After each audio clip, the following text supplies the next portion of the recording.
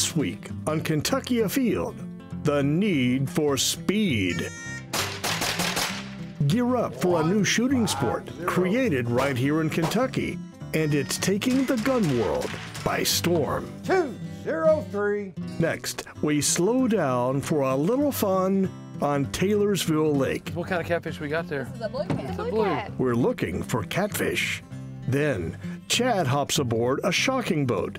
We are on Cedar Creek Lake to get a lesson from a couple of fisheries biologists. It's all next on Kentucky Afield. Yeah, we got one. Sweet. Got a muskrat? Yeah. Good job. What do you know about that, man? That's a good fish, man.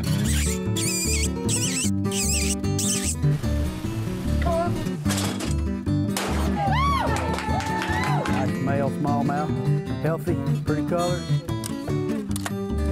Cody, here. Find us one more good pheasant, Cody. As biologists, we catch ducks and we place bands on them. And it's just a really excellent place to see cottonmouths. I like it. What do you think? Like bull. That was pretty fun.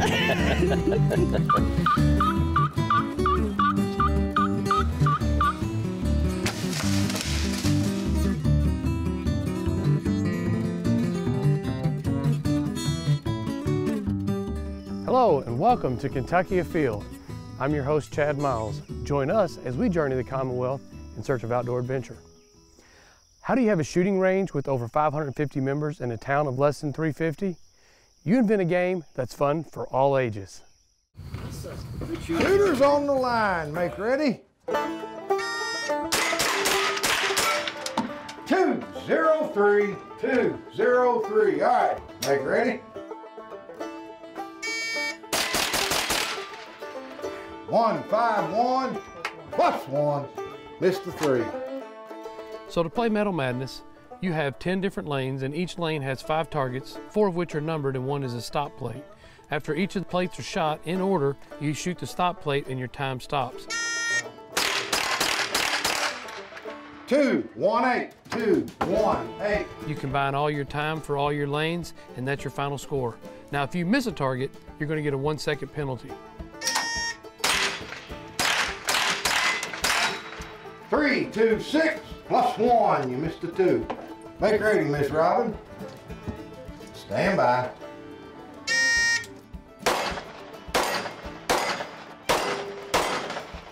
5, 4, 2. Make ready, Lillian. Stand by, kiddo.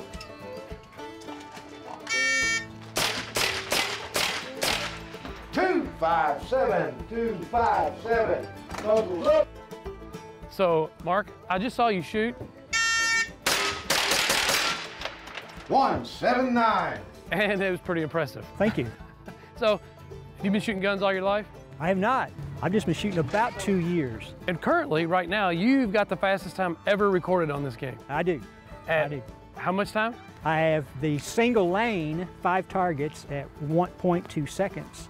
And then overall 8 lanes at 14.3 seconds. Someone would think that an individual that could come out here and shoot that type of speed, that you'd handled guns your entire life, or maybe you was law enforcement.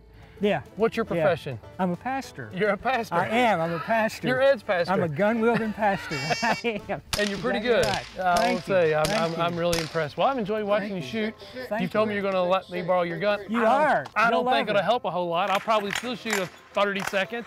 But I'm very excited to do this because it looks like a lot of fun. It And you is know a lot what? of fun. What interests me is the number of people that are in here. We've seen males and females from looks like 12, 13 years old. Yes. I'm not going to guess how old some of them are, but there's a wide range. There and is. all kinds of different weapons. There is. And families. Yeah. You got parents, children, you know, anywhere from, like you say, 12, 13 up to 80, around 80 years old. Yeah. So, yeah, it's for anybody, any age.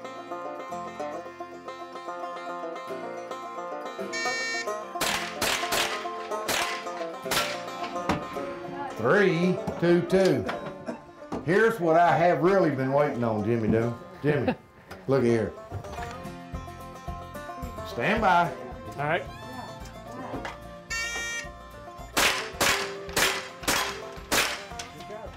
3, 4, 5. You know, that ain't bad, but let me explain something to you. We started you on the girls' lane. Stand by.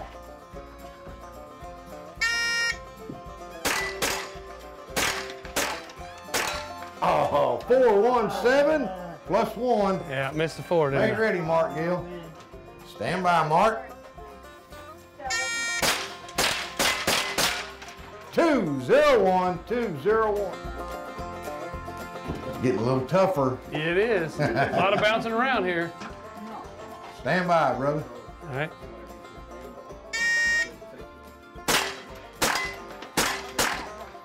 I missed that 4. 416 plus 1. You gotta hit them all. I'm always missing the 4. Well, shoot it again. I keep forgetting I can shoot it again. Make ready, Mark. Stand by.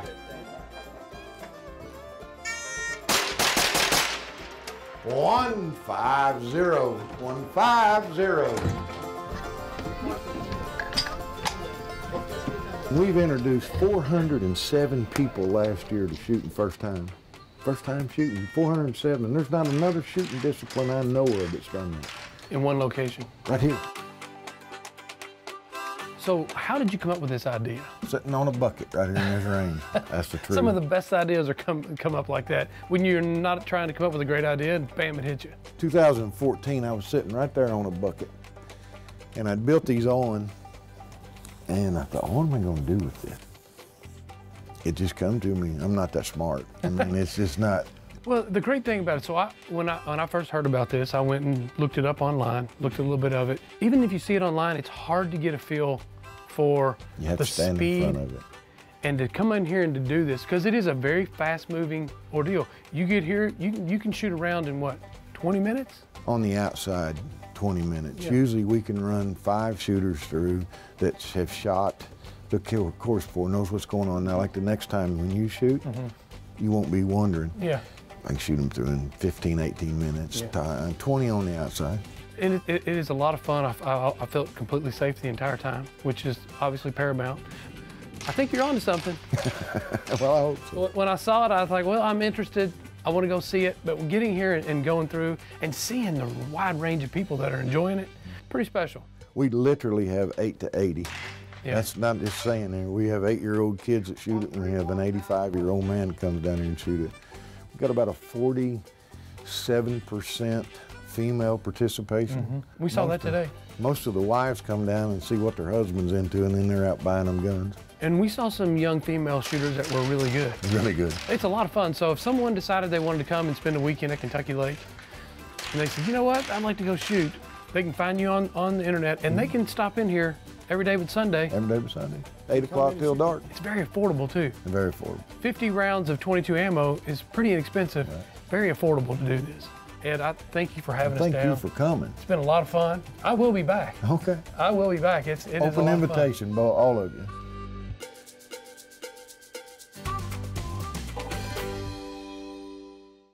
When most people hear of tournament fishing, they think of a bunch of guys chasing bass. Check out these ladies as they challenge the men in catfishing.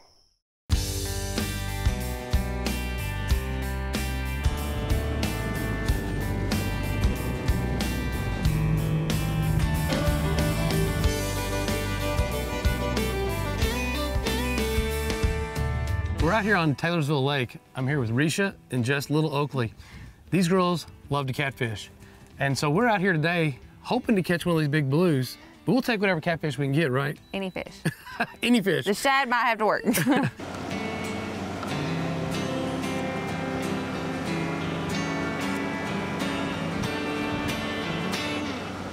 You girls have been doing this for all your life, really, right? Yes. You absolutely love the fishing and now the competitive side. How did you get into tournament catfishing? We'd always catfish. We'd always fished. We bass fished tournaments a few years ago. We did it for a few years in a row. Really liked it. Our grandmother taught us how to fish. She always took us catfishing when we were little in ponds. Okay. And our little brother, his name was Grant Thomas Oakley, which is the GTO fishing. We taught him how to fish, so he would go fishing with us. Well, he was killed at work. It was about 1.5 years ago.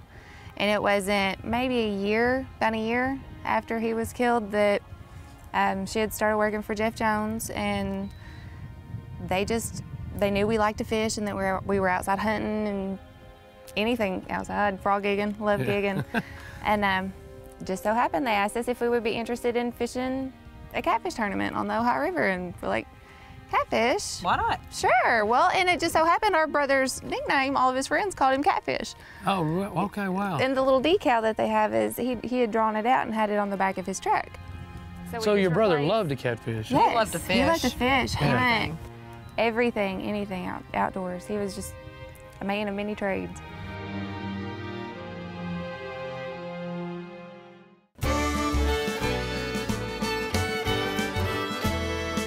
So you haven't seen the Bert and Ernie fishing? No. All you gotta do is call to them. They say, here, fishy, fishy, fishy, and the fish jump right in the boat. Fishy, fishy, fishy! Hold on to it, don't lose it. Here, fishy, fishy, fishy. You said you wanted to catch a catfish. There you go. And you did. And it's a catfish. And it's a catfish. It's a catfish. Hey, it's not a bad one. There I go. There you go. There you go. No. What kind of catfish we got there? This is a blue cat. It's a blue cat. Yep. Looky there. Look at Chad's fish. Now these things get really big. When you said your biggest fish you've ever caught was how big? Hers is about. Was it a blue? Yeah. Yeah. See, I will eat your shad. I will take care of your shad problem there at that lake if you put me back. Hey, we'll come back and get you, let's see, 20 years maybe? 10 to 15. We'll still just leave him there.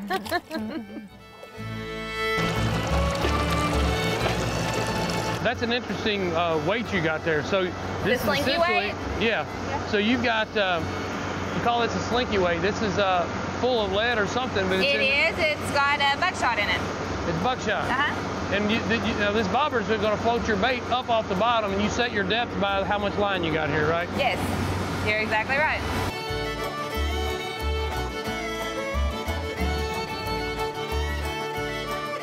There he is. There he is. He's a little guy. Sling him over in here. There you go, another blue catfish. The big ones you can waller, they don't. There he is.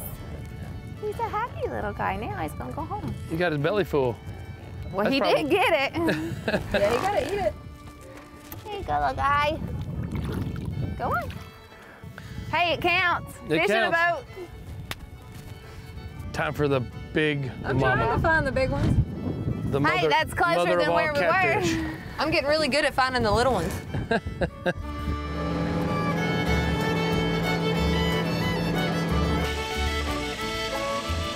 So if you're serious cat fisherman, a little rainstorm won't run you off the lake, will it?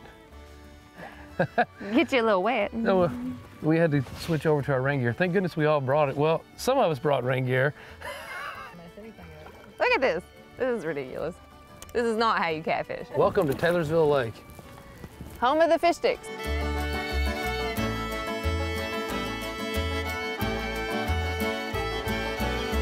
That's a fish. You got him? I don't know. He's It's just a little dude. Get in here. He still Man. counts. That fish, He counts. that fish really tried to take your rod and Barely. reel. Oh, you got him in the eyeball. I swear, I thought that was a big one the way it hit. Now we're 3 for 3 on blues. Now they're small. You can tell these have probably just been stocked in the last couple of years. And when it came up and hit, it almost jerked that rod right off the back of the This boat. little guy. Think about, Imagine what the big ones do. think I about thought what it was a big one for sure. Hey, nice fish. Now everybody's caught one. He counts. Everybody's caught a fish, You so. gonna kiss it?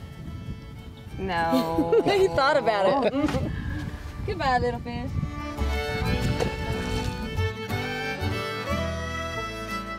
Well, hey, I had a great time fishing with you ladies. Obviously, you know exactly what you're doing, and this was a lot of fun. And I think if you girls fished here more, you'd probably really like this lake. I know the fish size wasn't great today, but you know what? That's part of fishing. Thanks a lot, Risha and Thank Jess. Nice meeting you ladies, and it was a lot of fun fishing with you. Now let's check in and see who's catching what and where in this week's fishing report. This is Tom with your fishing report from the Northeast. You can try largemouth bass along the deeper edges of the weed beds and pockets within the beds. Use worms rigged up in your favorite manner. Now is also the time to start looking for the white bass jumps out on the lake. Best course of action is to fish for whatever you'd like to do normally, but always keep a pole rigged up, the cast master for slinging into those jumps when you see them. This is also the time of the year where we get a 2 or 3 week period of really high muskie activity, and that's kind of kicked off within the last couple of days too. Grayson Lake is also right at summer pool. Thermocline is about 20 foot deep or so. Anglers are picking up some of the catfish scattered around the lake. Hybrids should also be picking up. Look for them in the lower portion of the lake in the Bruin area. Other than that, you have summer stream fish, and there are lots of opportunities out there. I hope this report gives you some places to head to. Wherever you go, good luck and stay safe. Hi, this is John Williams with the Fishery Report for Southeast Kentucky. At the Lake Cumberland tailwaters, our crew clerks report seeing a lot of stalker-sized trout being caught, both rainbows and brooks, especially when the flow is low. Those can be caught on corn, night crawlers, also spinner baits. They're also seeing a lot of the fly fishermen having good luck catching trout down there. Besides that, seeing an occasional walleye and striped bass, but mostly stalker-sized trout. Elsewhere on the lake, getting some reports of some walleye being caught 25 to 30 feet deep on main lake shorelines. Most of those caught on bottom bouncers with a night crawler rig. And elsewhere, this is a great time to float a river. We've got the Upper Cumberland River, Buck Creek, South Fork, Kentucky, all offer great smallmouth and sunfish fisheries. Those can be caught on a variety of baits. As always, good luck, good fishing. This is Rob Rold in the Northwestern Fishery District. Largemouth bass fishing has been fair. Anglers are using jigs 15 to 20 feet deep at no wind to pick up a few bass, as well as catching a few on some soft plastic early and late in the day. The most productive area seems to be about 20 feet deep, regardless of your method. At rough, it's a bit shallower. Oxygen's dropping out a little bit sooner there, so if you're fishing at rough, you should be targeting about the 12 to 15 foot deep range. Don't forget our Fens Lakes, Panther Creek Park, Yellow Creek Park, and Wayman Morris in Owensboro, as well as Bevel Park in Litchfield and Madisonville City Park in Madisonville. All stocked with channel catfish recently, and the Owensboro Fens Lakes has also been stocked with some nice hybrid bluegill. Anglers are doing well on all of those. Be safe on the water. Always wear your life jacket. Cedar Creek Lake may be known to most anglers as a trophy bass destination, but to have a healthy fishery, you have to manage all fish species. So we're here on Cedar Creek, and you know, this is known as a trophy bass lake, but today it's all about red ear and bluegill. And that's what we're here for today, is to sample the bluegill and red ear population. Well, as an avid fisherman, I have never been on a shocking boat, so I'm looking forward to this afternoon, see what comes up. It's the best way to fish. I can catch a lot of fish with a shocking boat. So I'm getting ready to hop in this shocking boat for the first time, and I'm going to be in here with a long-term guy, Danny Parks. I know he can be a bit of a prankster. Yeah, Danny's he's really witty, and he's been a lot of fun to work with. He keeps us on our toes. Usually with novice dippers, they hit him a lot in the head with the back of the handle when they're swinging around trying to put fish to live wells. So if you could hit him in the head a few times, that would be good. So we got Danny Parks. How many years with the Fisheries Division? I started in May of '83. May of 1983. So you're gonna give me my first rundown. The very first time I've been on a shocking boat. I'm really interested in learning a little bit about this. So you kind of told me what I got to watch out for. Just keep my hands out of the water is the main thing, right? That's right. Just don't put any part of your body in the water. And when you're bringing the net around, keep from wearing my head out. Just bring it straight up in the air and turn around, and then just turn it over and kind of flip it. I was told by John Williams to do it exactly opposite. The opposite? Well, just about 2 minutes ago. That doesn't surprise me. Well, we've got a generator on there, and we have a control box that adjusts the amperage that goes into the water. We normally shock at about 4 or 5 amps, and it's pulse DC. So it actually makes the fish, once they feel the electrical current, it makes them actually swim toward the electrodes. And then once they get close enough, they just kind of roll over and float up.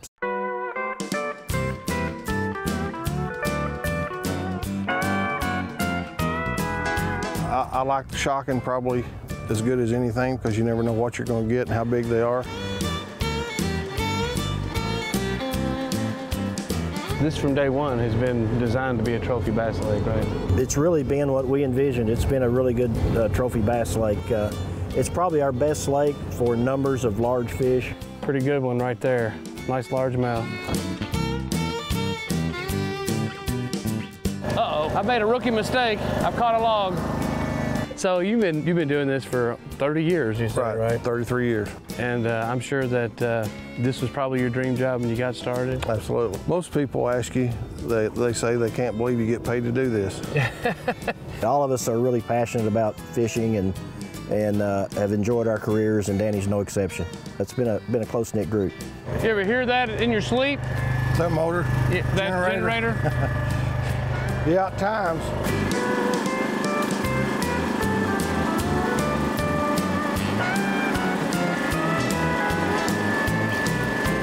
So you guys are going to shock the same areas that you have shocked in previous years, so that the study is similar time of year. Right. We do standardized locations each year to try to keep that consistent. And so we've got areas on the map that we go to each time and try to do it the same time of year to kind of reduce the variability in the data. And we try to get a catch rate for each species, a size distribution, and we can compare it to previous years to kind of see the trend in the population. Here I dipped up so much debris, but getting a little better. I'm not sure our numbers will show that. Bluegill 3.9. And it's going to be interesting because I'm looking at some of these fish, and at a really small size, sometimes red ear are kind of hard to tell the difference. They are a little tough, yeah. So it's going to be interesting to see watch you go through this. Bluegill 2.6, bluegill 2.3, bluegill 2.8. The percentage of fish that make it to adult class, it's pretty common to have a lot more small ones than. Right. You know, when they first spawn, you know, there's a lot of fish, and then as each year, you know, usually it's at least half of them of that year class dies. So by the time you get up to 3, 4, 5-year-old fish, you know, there's not near as many. Here's a bluegill versus a red ear.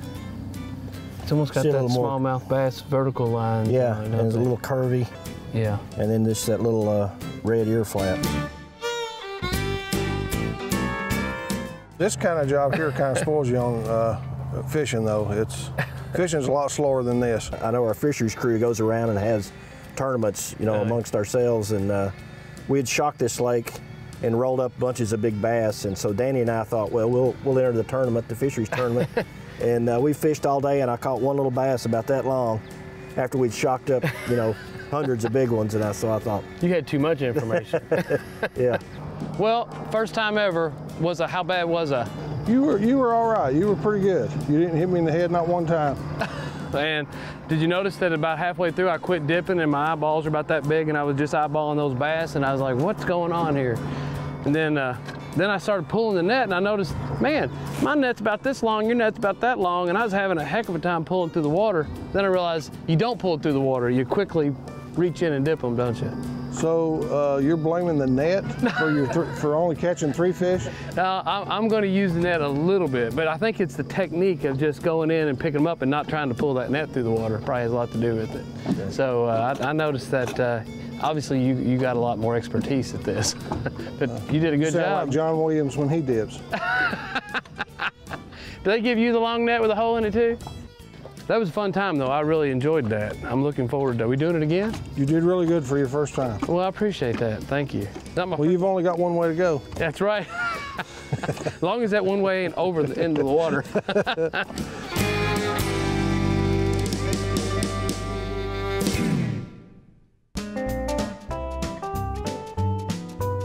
Now, let's see who else is out there having fun as we check out this week's Ones That Didn't Get Away. Looks like all the Lawrences have been having luck fishing at Barren River Lake. Here's Leah with a nice crappie and Ethan with an 18-inch largemouth bass. Nice job. Check out Danny Polly here of Edgewood, Kentucky, holding his first bass ever caught in a southern Kenton County farm pond. That's a nice fish. Here's 4-year-old Chloe Parsons showing us her fish caught with her papaw on Nolan Lake. Nice job. Zeke Watson looks very happy to show us his first fish, and he should be. That's a nice bluegill caught in a neighborhood lake in Scott County. Leah Claire Akers of Lancaster, Kentucky started out big. This is her very first ever, a 3-pound largemouth bass caught with her dad and pawpaw in their farm pond. Nice job. Here we have 5-year-old Ashton Aldridge with her first fish ever, a crappie caught while fishing in the family's farm pond. Nice job. Connor Bewley went to the bait shop and picked out this crankbait and caught this nice bass at Valley Creek Reservoir. Nice job. Harley McGill here caught one of the biggest bluegill I've ever seen, a 2-pounder caught in a Grayson County farm pond. Nice job. We're less than 2 months away from the start of the 2017 fall hunting seasons. You can never be too prepared. And remember, hunting on private property is a privilege. Always ask permission and thank the landowner. Until next week, I'm your host, Chad Miles, and hope to see you in the woods or on the water.